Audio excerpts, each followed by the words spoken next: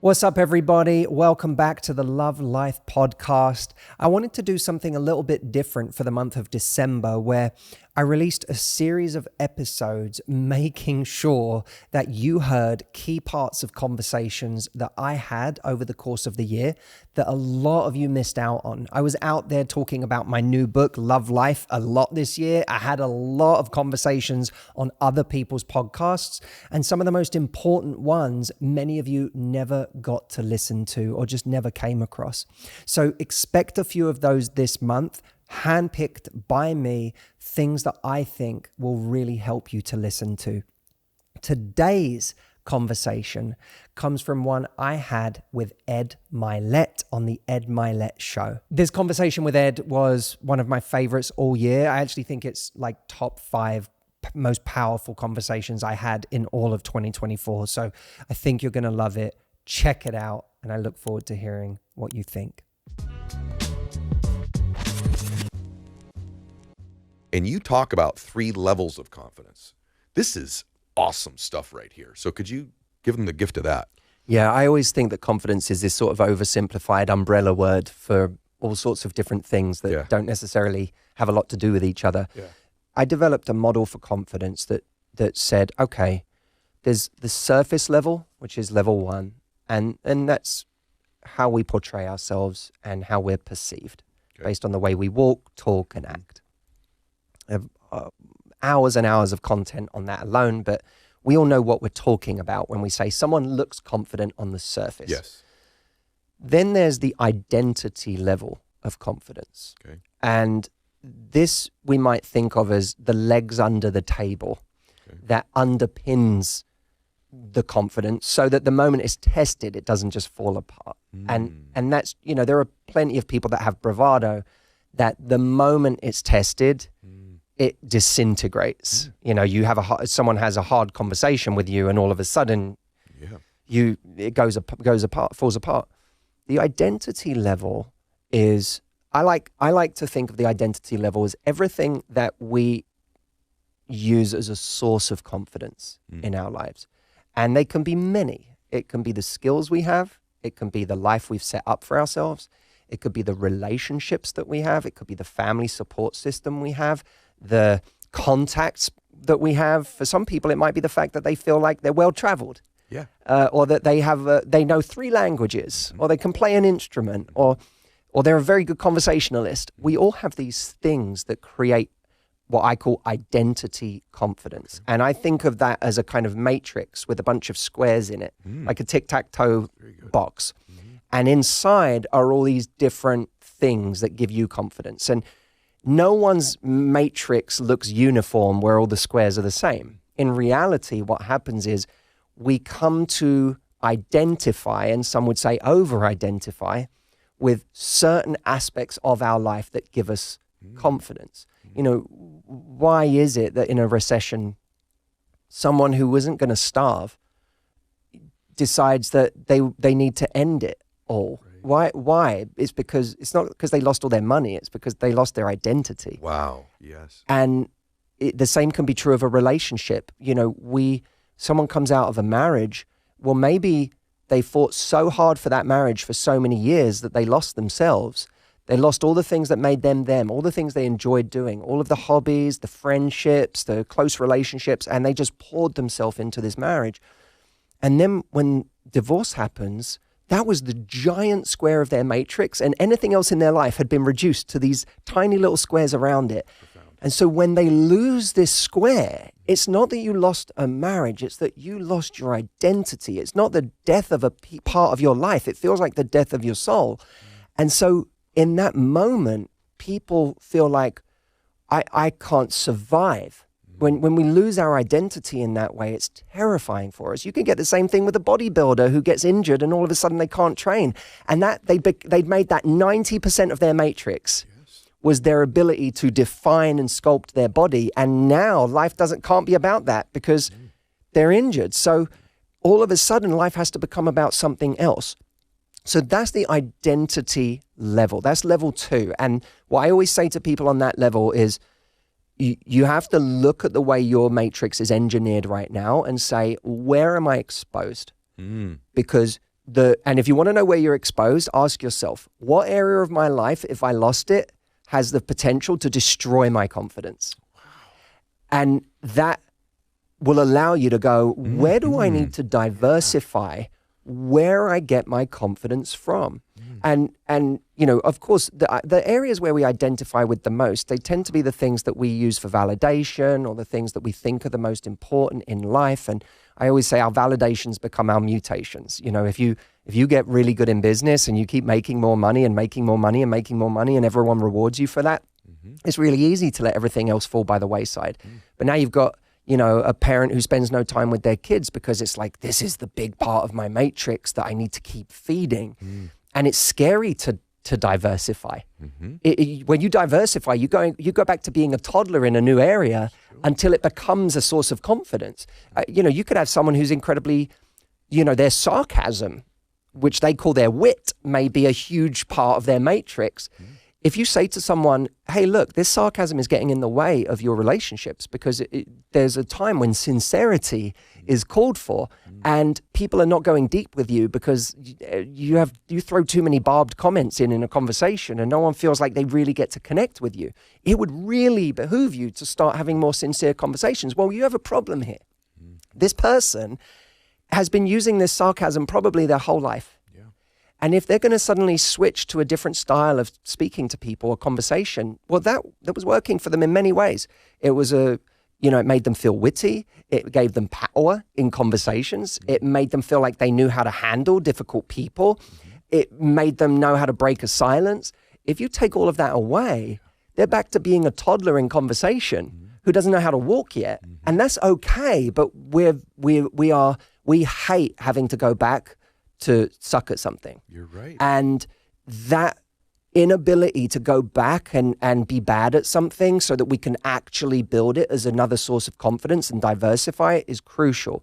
So all of that is happening at the identity level, but there will be no shortage of people in mindfulness circles who will say, all identification is the problem. Like that identity level right there is the problem in itself, is that we identify. I identify as being great in business. I identify as being someone who is, always there for people. Athlete, a pro athlete. Yeah, this identification is the source of your unhappiness, and you have to stop identifying and create space between your consciousness and the identification that have become one.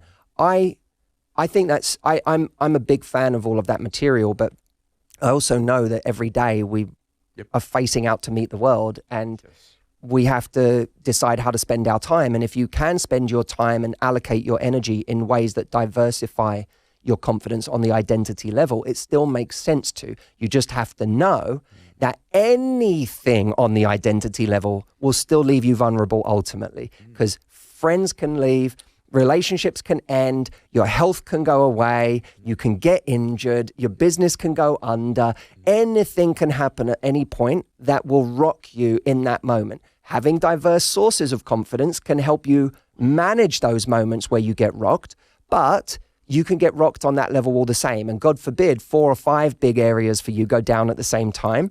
Now you've got a confidence crisis, and that has to be solved at the deepest level of confidence, which is level 3. And that's core confidence. And core confidence is, if surface level confidence is the relationship that is the way that other people see you, core confidence is the way you see yourself.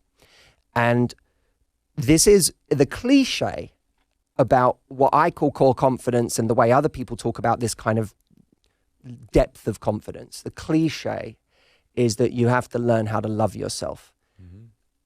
And that sentence there, I think, is the beginning of all sorts of trouble and inadequacy that people get themselves into. I think that this concept of self-love that we have... Say it needs a rebranding. It needs a huge rebranding. In what sense? By the way, can I just interject one thing? What you're doing here is magic and profound. What you just did on these 3 levels of confidence. That's cutting edge work right there. Thank you. It's outstanding work. Like stamp of approval, awesome. As is this next thing you're going to talk about, which by the way, this core confidence is huge. but also this idea that self-love needs a rebranding. I told you I read every word of the book. So let's talk a little bit about that. I'm honored that you spent the time. I know this area intimately because I struggled with it for so much of my life. Okay. This idea of loving yourself, it's become a kind of bumper sticker, right. Instagram meme. Yes. And I think so much of the advice out there is so unhelpful. And that's not me knocking the people giving the advice. I just think that, again, I'm a hyper-rational person. Something needs to be bulletproof in its logic for me to be able to take it on board. And whenever I would hear about self-love, I would go, well, why? Okay, then why should you love yourself? And people would come up with answers like, well, because you're kind, and because you're loving, and because you're, an amazing human being, and because you're always there for people, and because you work so hard. And to me, that would always, in a way, keep taking it back up to the identity level. True. Because it was like, what you're listing about, if you're giving those as reasons I should love myself, it's like you're listing all these traits. You're right. Like I'm a top trump card. I don't know if you have a version of that in America. Yeah. Like I'm a card that, like, these are all the attributes. And because I score kindness at a 9 out of 10, that's why I should love myself. And then I was like, but then what about days where I'm not kind? What about days where I'm selfish? What about times in my life where I screw up? What about times where I don't work hard, where I feel lazy? Are you saying I'm not lovable on those days, but I'm lovable on the others? And then people would go, no, it's not like that. And I go, well, then why should I love myself? If it's not based on those things, and those things are really just another version of, I love you because you get straight A's. That's right. I was literally just going to say that. If you bring home the report card, we love you. Exactly. I was literally just going to say that.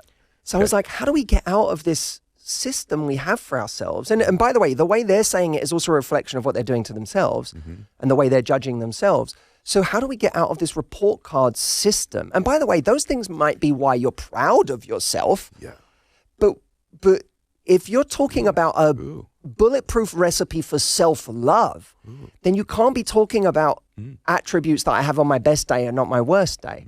Because then you're saying I'm not lovable half the time, or I'm not lovable the times when I do wrong. And by the way, the time I'm in need of self-love the most is those days when I'm doing everything wrong, and when I've screwed up, and when I feel shame and I'm judging myself and hating myself because I've hurt someone, or because I've made a mistake that's hurt me, because I've done things in my life that I'm like, oh, I really damaged my life with that mistake. Oh, I've really hurt myself with that mistake. I can never go back from that. And I've spent years beating myself up about mistakes. So I went, I need a better recipe for self-love than this. And I had to start looking for other models.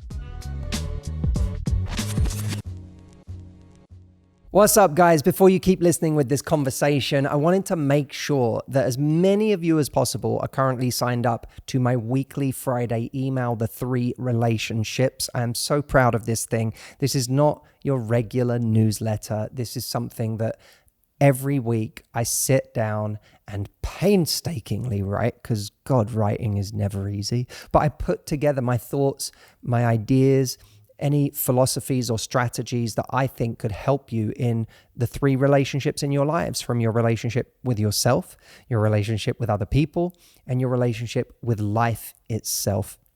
It is an email that people have come to look forward to every week, which is not common for emails these days, but I get people who are my subscribers saying, I literally wait for Fridays to get this email every single week, and I sit down with a cup of tea and I read it with joy. So if you haven't subscribed yet, go to the3relationships.com. That's the number 3, the3relationships.com, and sign up for free so that this Friday you get your first email in your inbox from me. If you look to the romantic model for love, that doesn't work for self-love. The romantic model for love is, you fall for someone, right? And Esther Perel puts it beautifully in her work, the difference between love and desire. That love is the coming together of two people, but desire, that thing that makes you want to fall in love with someone, that exists in the space between two people. You need space for there to be desire. Love wants to bring you together. Space needs room to breathe. Right?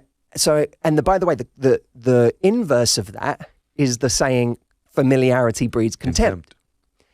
So if you look at the relationship with yourself, the one where you've spent every waking moment of that in that relationship, your entire life, since the day you were born, you've been with yourself.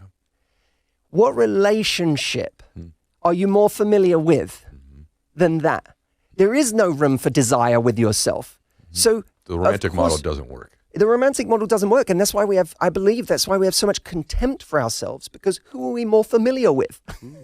Very good. So I said, okay, we're not narcissists. We can't look in a pool of water and instantly just fall in love with ourselves, right? That's what happened with Narcissus in Greek mythology. For us, we look in the mirror every day and we're like, I hate myself. I can't get myself to love myself. What are you talking about? I barely like myself, let alone love myself.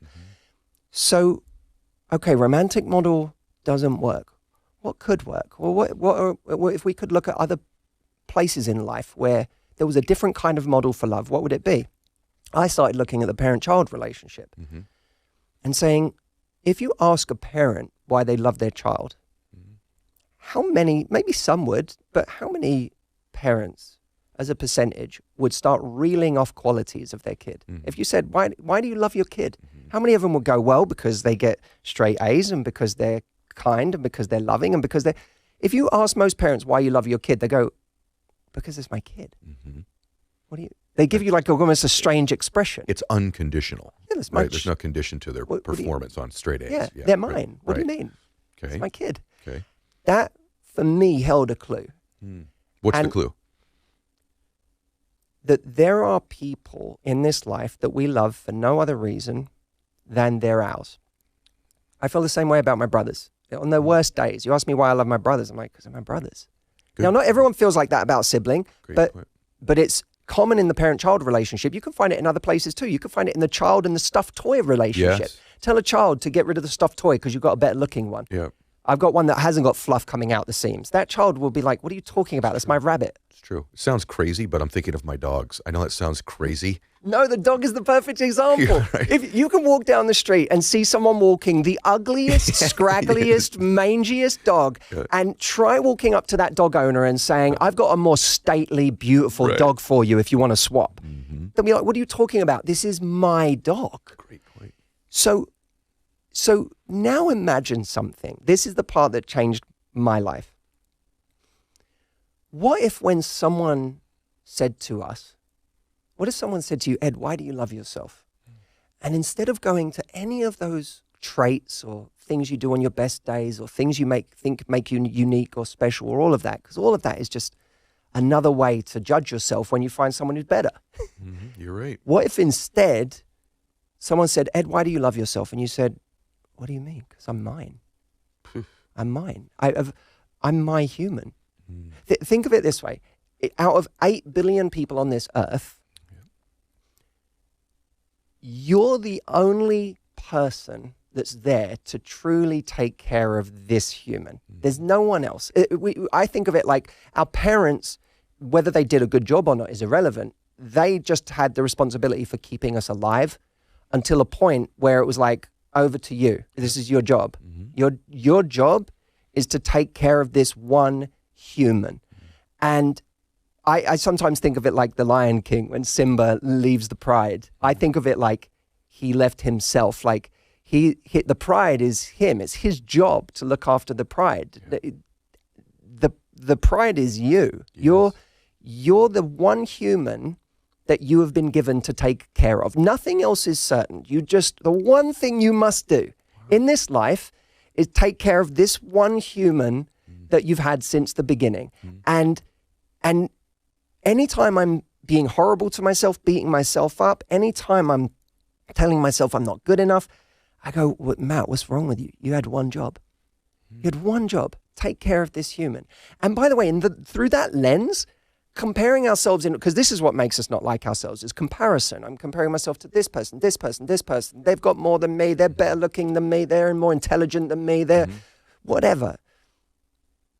Comparison makes no sense through that lens because you realize it's irrelevant. I can't exchange my human. Yes, right. You're right. I can't swap my human out for another human. I got given a human.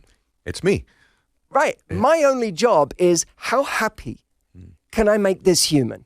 And if I was treating it like that, like it was my job, it's not, I don't have to love myself as a noun. I have to love myself as a verb. Whoa. It's my job to love this human. Whoa. That changes everything, because here's the big part that I think would help a lot of people. It's helped me. When you look at it through that lens, you don't even have to like yourself to love yourself. Mm-hmm. You might not like yourself today, and that's okay. Mm. You might be frustrated with yourself. Oh. You might have a lot of mistakes and things that are hurting you, or things you wish you'd done differently. You might not like the way you're living right now, whatever. You might not like yourself, but you can still love yourself, and the liking part can come later. Oh, brother, whoa. I introduced you today by saying I'm really proud of your evolution. Bro, you're on a profound magic streak with your work right now. And you made one distinction there, because the self-love thing the other way, for me, I have a hard time with, is when someone's not, I just love myself the way I am, and you know that they're capable of being healthier, or not, someone's shooting heroin, and I've always thought, like, yeah, I love myself the way I am, but what you've just made a distinction on there is so profound, is you can love yourself and not like yourself. And that not like yourself part is the part of you that can create change, that can say, look, I love myself, but I don't like the way that my nutrition is, or I don't like the way that I am treating myself. So there's that distinction, because the other side of the self-love thing that I think is negative is like, it's just accept everything you do, but you made the distinction between love and like, and that is a huge distinction. You must always love yourself, because you're your only human. When you really love yourself, it starts from a place of total acceptance.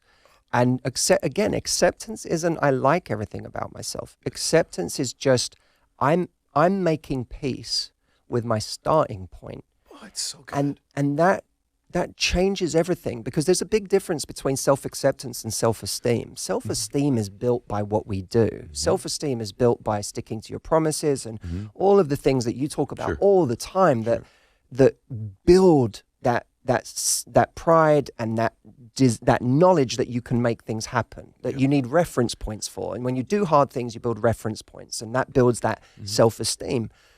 But self-acceptance on this deepest level is about making peace with where you're starting from. And that is one of the most beautiful things you can ever do for yourself.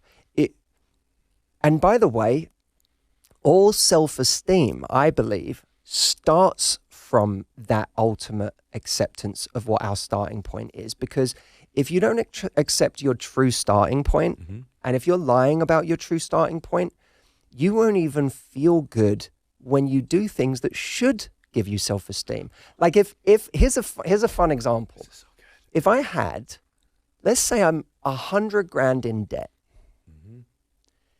but I've told the world that I have 100 grand in the bank. Everyone, my friends and family, they all think I have 100 grand in the bank, but really I have 100 grand of credit card debt. Now, if I do something wonderful, every day I wake up and I work and I save or I invest and I am sensible with my money and I start paying it off, and let's say I pay off 20% of it. I'm now down to 80 grand in debt. That's amazing. You've paid off a fifth of your debt. That's amazing. That should be celebrated. Yes. But you can't celebrate it because everyone thinks you have 100 grand in the bank. Yeah. And so something that actually should have given you a true milestone in your self-esteem.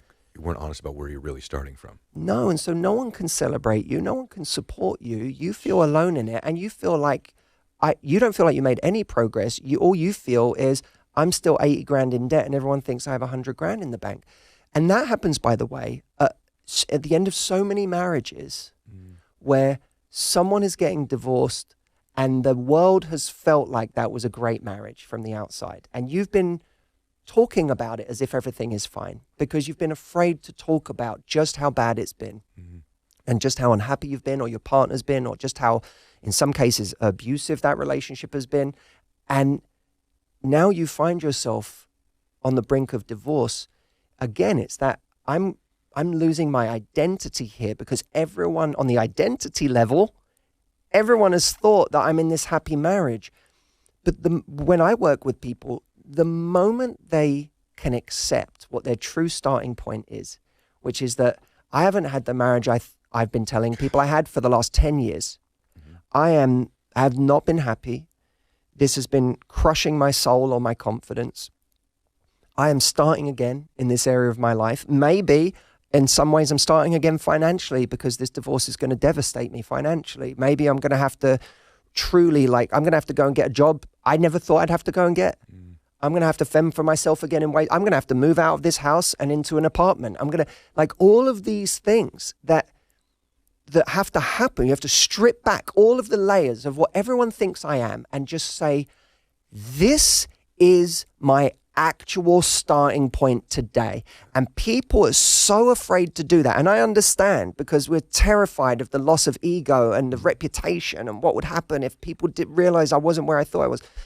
And this identity I've constructed for myself. But if you can start from that place of total acceptance and almost imagine okay, let's just play an experiment for a moment. Imagine I just got given this human today. And this human's starting point, it was like a video game. This human's starting point is they're starting newly single again at 50. They are financially, they have this much in the bank. They have to go and get themselves back on their feet. If you saw that as like a video game and you just got given this human starting today to play this game, you'd be excited. You'd be like, what a fun thing to get to do.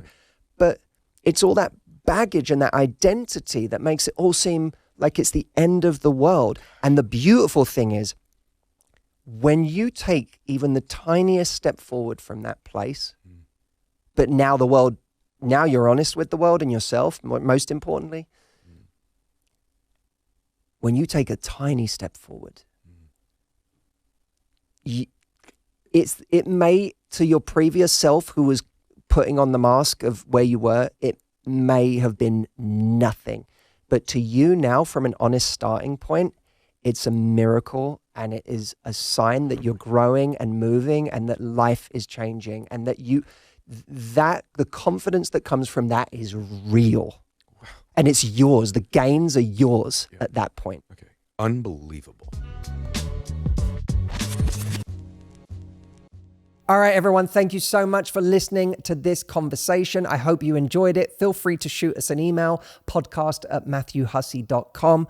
I'm excited that soon it's going to be a new year, that we are going to start 2025 together, and I have some really great things in store for you. So enjoy what's left of your December, and I look forward to speaking with you soon.